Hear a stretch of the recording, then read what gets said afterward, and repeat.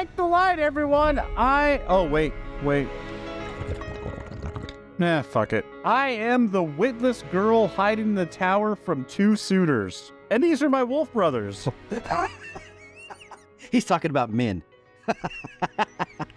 You're right. Actually, Elmendretta. I know exactly. Yes! I know who he's talking about. He's talking about men for sure. Well, Elmendretta, her like alter ego when she's hiding in the tower, but yeah. And I actually read that. It's actually a description. I picked someone, I have no idea who it is. Ashmanale? Oh, nope. Yeah, you can't not read focusing. I can't really read it. It's how do you spell it? Ashmanaille. Lanky Aes Sedai of the Grey Aja. She served as one of the sitters for the grave for the tower in exile. She is strong in earth and is one of the sisters Egwene had trying to make Quindalar. She is unusually attentive to her clothing and virtually emotionless. She has dark hair, brown eyes, a narrow face, and a small build. She is friends with Fadrine. She still remembers Min as Elmendrade, the witless girl hiding in the tower from two suitors.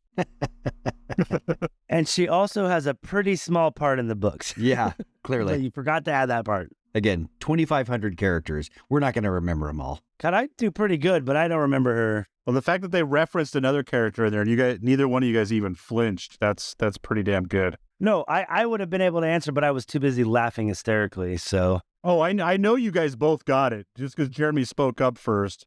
My face got as red as my shirt. It's pretty funny, actually. And these are my wolf brothers. And I will be your one of two suitors that can't leave Elmendretta alone, apparently. And I'll be the other one, obviously. But we're also witless. So witless. I mean... Not a wit between us. Geez, I ain't... Well, I got ready early today. I had my system set up. It sounded good. It wasn't echoey. It was super great.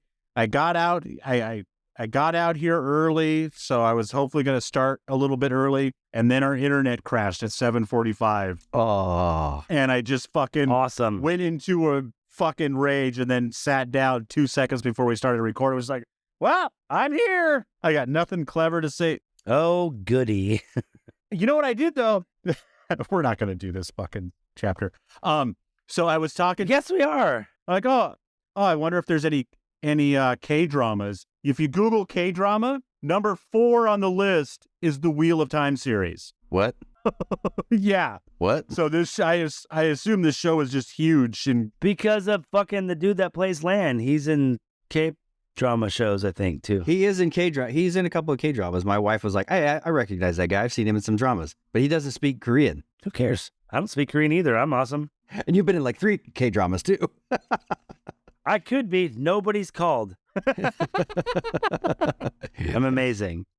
I was in like 2 J-pop bands back in the early here we go. I will be your Kung Fu Fai Sedai. 20 minutes late. Justin's killing it. You're a good editor. I expect you to do your best. That's right. You can put that in anywhere you want. Yep. Make me look funny. Oh, fuck. Yeah, no, here we go. I will be your Kung Fu Fai Sedai. All right, what are we listening to today? What's your favorite K-drama? KFC? KMBR in or KMBR in Cincinnati. WKRP in Cincinnati. I said KNBR. That's KNBR is the like San Francisco radio AM station. radio station, dude. It's like a sports station. Yeah, they play the Giants games. That's why that came to mind. The home of your San Francisco Giants. Hey, 안녕하세요. What? Good job. There we go. Good job. I know a little bit of Korean. Well, I mean, if they don't speak English, we just sound like a bunch of gibbering morons. Hey, if they do speak English, we sound like a bunch of gibbering morons. God, thank you. I was setting you up for that. Good job. Didn't want to have to answer my own joke. Bookmarks. So I'm going to get all those figured out. Take a deep breath. We're not recording next week because I got to go to graduation. And then I'm just going to try to get ahead of the show planning wise a little bit so I can show up here and have some fun again. I've been kind of running. I've been playing catch up the last couple weeks.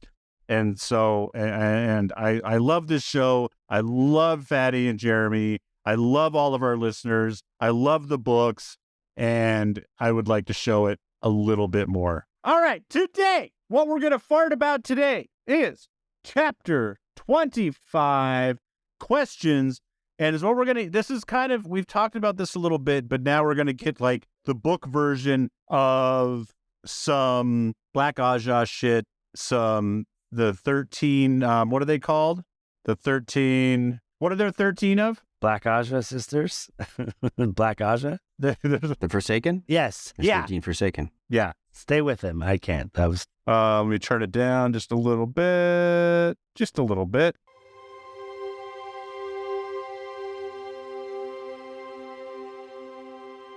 Leandrin was the only red. All the other Ajas lost 2 each. Oh, do be quiet, child, Nynaeve said. No 2 were born in the same city, and no more than 2 in any one country. Amiko Nagoyen was the youngest, only 4 years older than Egwene and I. Joya Bier could be our grandmother. It tells us it is all too neat, Elaine said calmly. What chance that 13 women chosen solely because they were dark friends would be so neatly arrayed across age, across nations, across Ajas? Shouldn't there be perhaps 3 reds?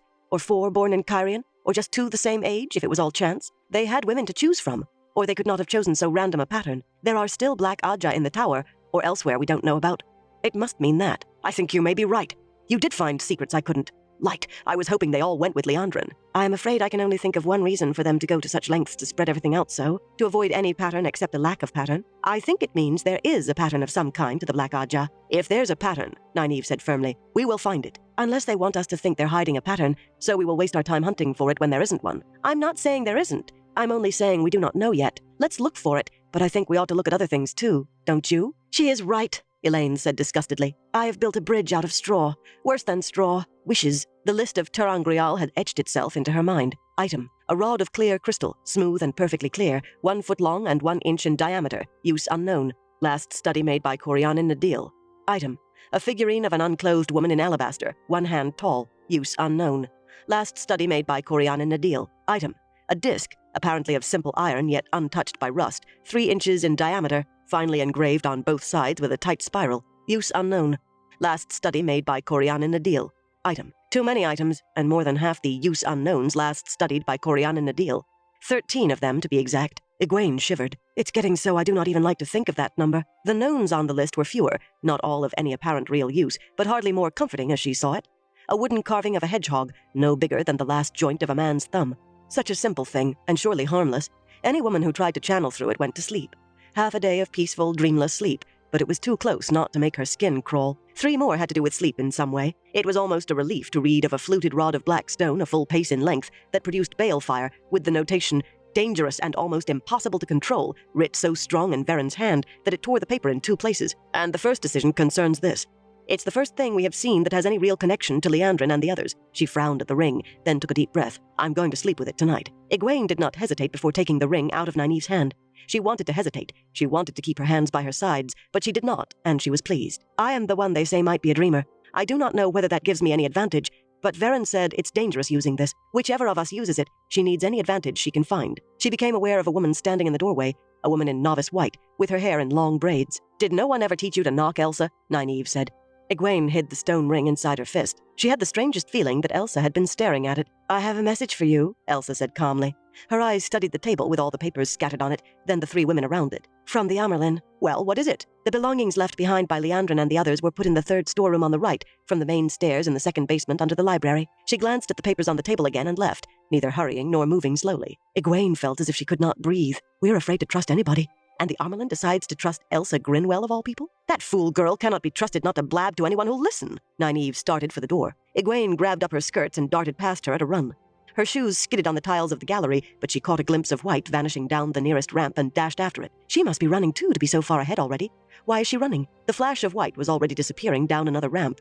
Egwene followed. A woman turned to face her at the foot of the ramp, and Egwene stopped in confusion. Whoever she was, this was certainly not Elsa. All in silver and white silk, she sparked feelings Egwene had never had before. She was taller, more beautiful by far, and the look in her black eyes made Egwene feel small, scrawny, and none too clean. She had never felt less than any other woman before, and she was not about to start now. Bold, the woman said. You are bold to go running about so, alone, where so many murders have been done. Egwene drew herself up and straightened her dress hurriedly, hoping the other woman would not notice, knowing she did, wishing the woman had not seen her running like a child. Stop that! Pardon, but I'm looking for a novice who came this way, I think. She has large dark eyes and dark hair in braids. She's plump and pretty in a way. The tall woman looked her up and down in an amused way. Egwene could not be sure, but she thought the woman might have glanced a moment at the clenched fist by her side, where she still held the stone ring. I do not think you will catch up to her. I saw her, and she was running quite fast. I suspect she is far away from here by now. Aes Sedai, Egwene began, but she was given no chance to ask which way Elsa had gone. Something that might have been anger or annoyance flashed through those black eyes. I have taken up enough time with you for now. I have more important matters to see to. She gestured back the way Egwene had come. So strong was the command in her voice that Egwene turned and was 3 steps up the ramp before she realized what she was doing. Bristling, she spun back. The gallery was empty.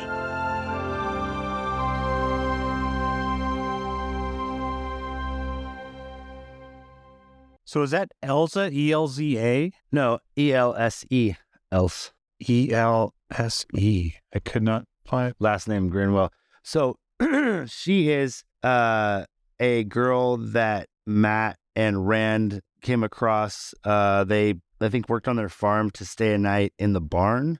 Is that right, Jeremy? Yeah, or the hay. I can't remember, like a hayloft. She had eyes for Rand, if you will. And after meeting Rand and Matt, I think basically like, we're going to the White Tower, or, we're going to Camelin or whatever. She decided to go to the White Tower for whatever reason, and she could channel. So she got taken in as a novice. So we've met her already? So we met her in like book 2 when they were traveling? Book 1, right, Jeremy? Book 1? Book 1. After Tom saves them from the Madral in the city or the town or whatever, Matt and Rand are traveling along the roads. They catch a ride with a farmer or something when Rand is sick, and then they end up coming across the Grinwell farm, and they stay a night there and clean the barns or whatever. And Else, the farmer ends up running him off because Else is eyeballing Rand, right? Yeah. She's getting, giving him a little bit of like. And also, they didn't like Matt's shifty eyes because Matt had the dagger, so he was acting like paranoid, kind of. Yeah, that's when he started acting paranoid. So Else has not been cast yet, but apparently her sister Robin has. What? Yeah, I think her sister Helga. The actress's name is Robin, but Helga Grinwell has been cast. Yeah, I think so. In the TV show, remember they stay at the farm with Tom. And then the kids, everybody gets killed. That's the Grinwell farm, right? Yeah, I think that's the Grinwell farm. They never say it out loud, but I think that's the Grinwell farm. I think you're right. So Else is not gonna be a part, like she's. I don't feel like they'll use somebody else. So, or not at all. When I first read this, Jeremy, upon reading this, you pretty much, when you get there in the books, you're like, okay, pretty sure this is Lanfear. You get way further down in the books and you find out that there's another Forsaken who's been in the tower for a long time. Mm-hmm. Is there any chance that's her and not Lanfear? That's Lanfear, right? I don't. The silver belt, the black eyes. No, I don't. I thought it was Masana. That you think that's a Masana being Else? Yeah, I think so. That's what I thought. Really? See, I always thought it was Lanfear. I mean, Can I, go ahead. Go ahead, Jess. Where did it go? Lanfear used Else as this. Damn it! Quit pop up. Lanfear uses Else as a disguise twice while in the White Tower. There you go. Including once after Else had been sent away. So we just. This right now is after Else has been sent away. Yeah. You'll find that out in a few chapters. And that's not much big of a spoiler. It's like, I was just going to say one of the clips we should do, I think it's like chapter 30. The Wonder Girls are all scrubbing pots in the kitchen. And Swan, have you listened to that one yet, Des? Yeah. And then, there's some really important conversation going on right there. And it's like, you find out that, the Emerald doesn't know that Elaine knows. Let's not go there yet. So there's some real, yeah. This is actually, I was kind of like, but this is a really important scene. Bro, we have to do that chapter because that's where you really start to see Matt's luck pop up. Yeah. He has an encounter, I think, with a gray man. Yeah. Or maybe it's just a street thug. I can't remember. But I remember when I was like, we got to do this one because this is really where you see Matt. They could introduce Matt in that way. Oh, he's out. He's finally feeling better. He's out carousing Tarvalin. Boom. Like, that would be pretty fucking cool. I hope they give Donald Finn a really good introduction, not something like, I'm in a sick bed. Yeah. Now, I hope they give something like, he's been healed and now he's, here or there. Like, I hope he's doing something cool, man.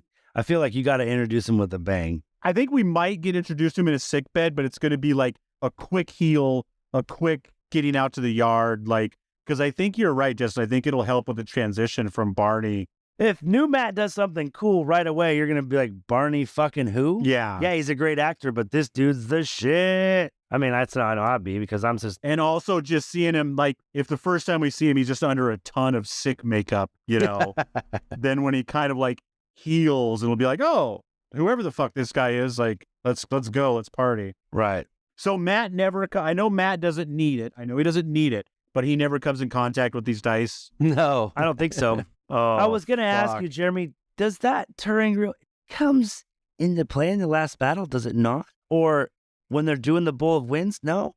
I thought there was something. definitely not the Bowl of Winds, because I just listened to that episode, I just listened to that part in the books. Now, last battle stuff, I'm realizing I thought it comes into play in the last battle at some point, but it's, possible. I think I read that book one time. So when I get into... Dude, seriously, I kind of am excited for you to get to those last 3 books again. Well, let me know when you get there, and I want to start them with you. Okay. It's not going to be... So I'm going to read them and then go through them like on the audiobook. Okay. So whatever. it'll be a Whenever while. you get to them, I want to listen to them with you at the same time so that could be, I guess that can be way in the future for episodes, but... I'll be there in like, you can join me in like 2030 or something like that. Yeah. Yeah, dude, right towards the end of the shit when the seasons are... No, I kind of hope that it takes you that We long. can introduce our grandkids to the books. I'm never having grandkids. You shut your mouth. So back to the beginning of this chapter, I know we're going to get into some spoilers. I don't fucking care. I need to talk about something. Not too bad of spoilers, but spoilers more for you because not spoilers for the show because we have no idea what they're going to do, but totally. I mean, right. So first off, you're seeing... Let me ask, hold on. Okay. And I think you'll get to it anyways, but I just want to ask my direct question. I'm excited. Sorry. What is the significance of the even spread of all of the Black Aja? In the words of Admiral Akbar, it's a trap. It's not just a trap. It's so that they can establish a pattern to look for things. They're just showing it's random. Everything's random. And so when she But it's starts to not look random though. I'm sorry. Yes. That's what they're noticing is that it's... You're right. It can't be that... Someone said, you can't, everyone has to be from this different Ajas, but 2 from every Aja except for 1. They can't be from the same place. So what they see is, if they just grabbed all 13, this is all they had, they would have a lot more in common. And so seeing that, they realize, oh man, that means there's got to be more of them in the tower still. Yeah, they're basically like, obviously they had enough to choose from to where they could spread them out. Yeah. Well, and like I said, Elaine is the only one that's just like, fucking country bumpkin. You can still really see Egwene and Nynaeve's kind of, I don't want to say immaturity, is probably not the word, maybe naivety. Naivete.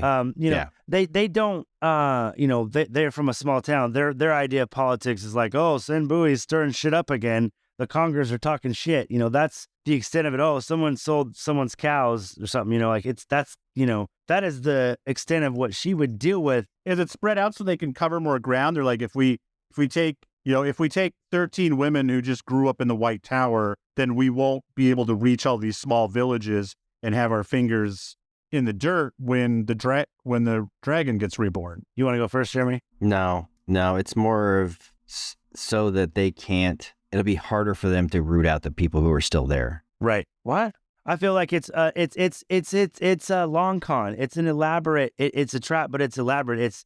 It's meant to take them a while. It's almost like Black Aja scavenger hunt. They left them enough clues so they could put enough together to be like, okay, they must be going to Tyr. But it's about as subtle as a fucking hammer to the head. But Elaine is the one who really picks up on like, oh, you know what? They're spread over all, countries, all, like economic backgrounds. She's the one that starts to kind of pick up like, man, maybe this is a little bit of a setup, or maybe they had so many people to choose from that it's, they did this on purpose. The shadow schemes are so elaborate because of the simple fact that none of them are on the same page. Like, obviously, Lanfear is in the tower right now. Well, you find out later there's another Forsaken who's been kind of like puppeteering the White Tower for a while, and they're not working together. They both have completely separate, agendas and plans. Like, in the end game, they all want to help the Dark One win, but they want to do all their own shit and gain as much power for themselves first. And there has to be 13. There can't be 12 or 14. Like there's a reason there's 13, right? That's just the amount that they had. I don't know if it was 13 is important as far as, turning someone to the dark. I think it just Or kind of shielding ended up. a man, or shielding someone. Yeah, I think 13 just kind of happens to be a magic number. So is what you're saying is this whole conversation about them all being of different ages and different, all that stuff is just a red herring. It's not a red herring. It's a way for them that they figured out that they had a lot of people to pick from. Yeah, exactly. Does that make sense? But still, like, if you roll a 20-sided dice 13 times, you're going to hit 4 2s. Like, even randomness isn't that random. True. My thoughts is that this is such an elaborate, Like, this is very purposeful randomness. that's what I'm saying. And I think that Elaine kind of picks up on it, but really doesn't get the whole, she picks up on only a part of it. But that's what I'm saying, though. If there's something for her to pick up on, that means that whoever chose these 13 chose them from varying ages and ajas and cities on purpose. Yes. Yeah, and we don't know what the purpose was, but the only thing that we concluded from the reason, from them choosing all these different people is they must have had a big pool to choose from so that they could choose these. Yeah, they had a big draft class. Yeah. Huh. They had a bigger pool to choose from. These were the first rounders. It's not random because someone chose them. So it wasn't like throwing the dice, right? Uh-huh. Someone chose them, and they chose them to where they could 2 from each Aja. They weren't the same Well, age. I guess that's what Elaine is saying, right? She's like, it's so random that it's not fucking random. That's what she's saying. And then something else that it could be is, so they're not the same age. So that means they didn't come together and they didn't learn together. And then they're like, oh, we should all turn together. They're not from the same Aja. So it's not like it's a blue problem or a red problem. Right. They're not from the same country. So like a bunch of people from Andor. It's not a culture problem. Oh, okay. So a bunch of people from Andor went to the tower and they all were already Black Aja or, whatever, dark friends, and then became Black Aja. Does that make sense? Yeah. Okay. Like, I think Leandrin at one point talks about how she's been a dark friend for, Long time. or she was doing shit with the power that was shitty first, and then she became a dark friend, like, either before she went to the tower or like as soon as, right? I'd see it. I have a tough time remembering. I can't remember exactly, but I think she tells the story, right? There's a couple of the Aes Sedai that actually do say that, and I can't remember because There's so many. I've been listening to all these books. There's like 2 or 3 that they talked about. One talked about being a dark friend before she was in the Black Aja, and then another one was she became Aes Sedai and then became Black Aja. So I can't remember who is which. It's all part of the fun, man. But if you looked at the Wheel of Time compendium, I guarantee you it will tell you. I can almost guarantee you it will tell you. It'll tell you what power ranking she is too, which I still don't understand yet. I have to. Who was it again? Leandrin. Oh, yeah. And she is definitely the leader. She's the most powerful out of those 13. They definitely make mention of that a couple times. Yeah, definitely. You get to really see a little bit of Nynaeve's arrogance, but then you also get to see her kind of start, I would say, to treat Elaine and Egwene like at least grown women as probably not equals yet. Definitely not equals yet, but Definitely not equals yet. starting to treat them a little bit more respect and a little bit more grown-up-y. Oh. Des found something interesting. I just spoiled myself. I was like, Uh-oh.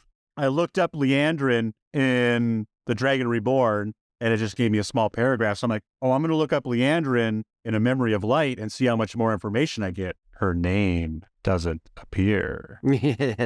No. Say it doesn't appear after book 5, 6? No, it comes back. But I think she's in like one of the last 3 books, maybe. But it's just, you never see her again. She's like Joe Pesci in Goodfellas.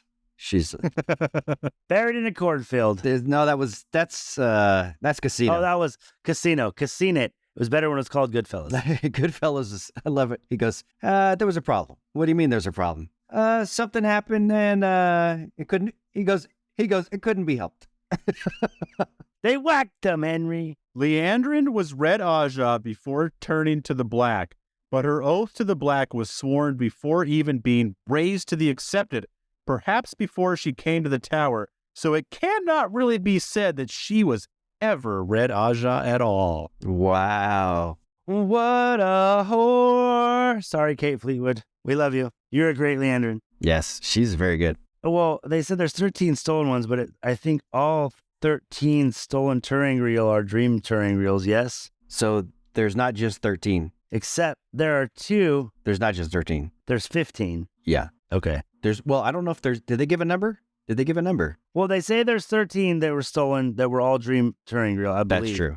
And then they talk about the hedgehog, which comes into play later That does. with your boy Perrin, which also, I believe, kind of contributes to Perrin's strength in the world of dreams, that whole sequence.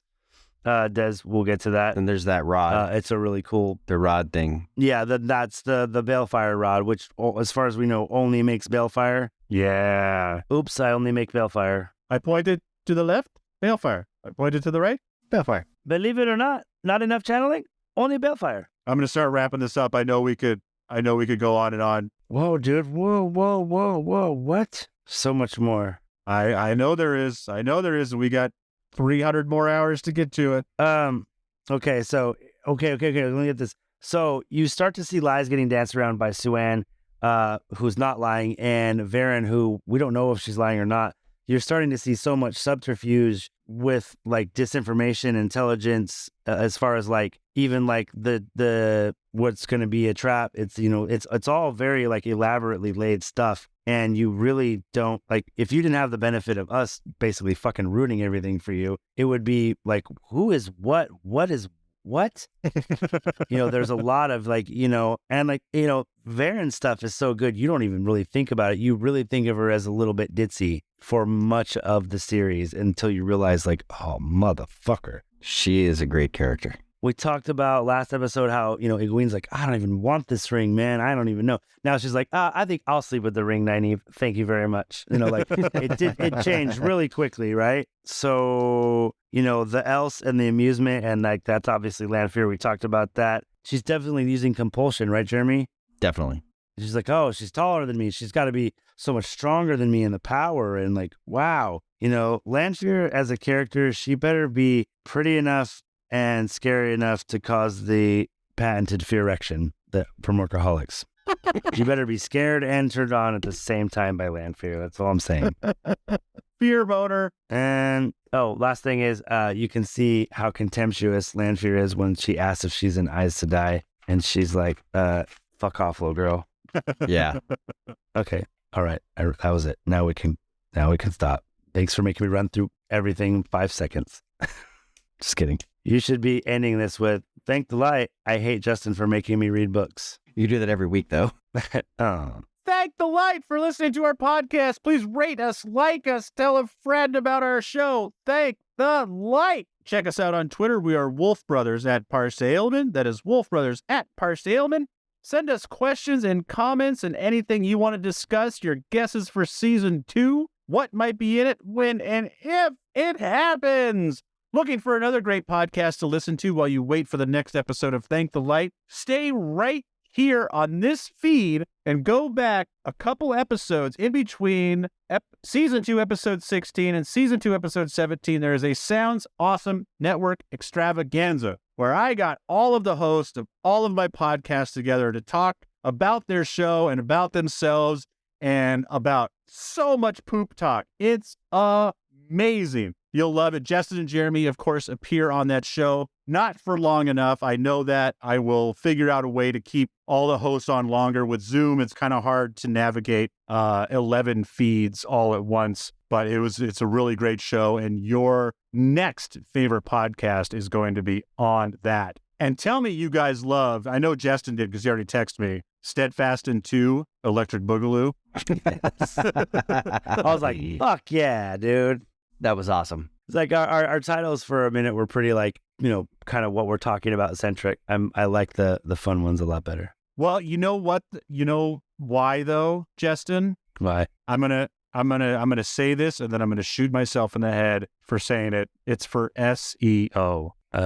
Search engine optimization. Thank you. Search engine optimization. So when people are just like Googling random shit about the Wheel of Time and our title is a Wheel of Time word, then we might pop up on someone's Google that wasn't even looking for us just because they're looking for Wheel of Time shit. So the episode that we talked about the Angryals, and I wanted you to name it Assholes and Angryals, was not a good search engine one. It's got Angryals in it.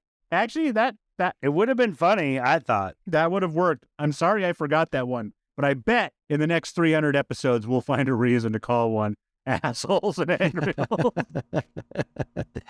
And on that note, just remember, the hedgehog, Is Ron Jeremy. and he will put you to sleep. So Rand, you know what? We'll get to it next episode. Just like I said, we got plenty of time to talk about it. I'm going to just move this note to the next episode, and we'll be there. Any last words? We'll say this, Desmond. I know you're frustrated, and it's taken a lot of time, but I will leave you with this. The wheel weaves as the wheel wills. That actually does make me feel better. Good. It wasn't a beginning or an ending, but it was a beginning. No, there is no beginning or ending, but it was a beginning. Oh. Captain Correction strikes again. Shoot, what was I going to say? I don't remember. Please listen to the show. This show that you're listening to, keep listening to it. I win again, Luce Theron. My water is yours. I am not average, I am not ordinary, I am a masterpiece, you know I do it for me. I am not perfect, no that's imaginary, but I'm a masterpiece, you know I do it for me. And all my colors and paints, all my lines and my shapes, every move that I make, I am not basic, it's self-explanatory, I am a masterpiece, you know I do it for me. Just the way I like it, yeah.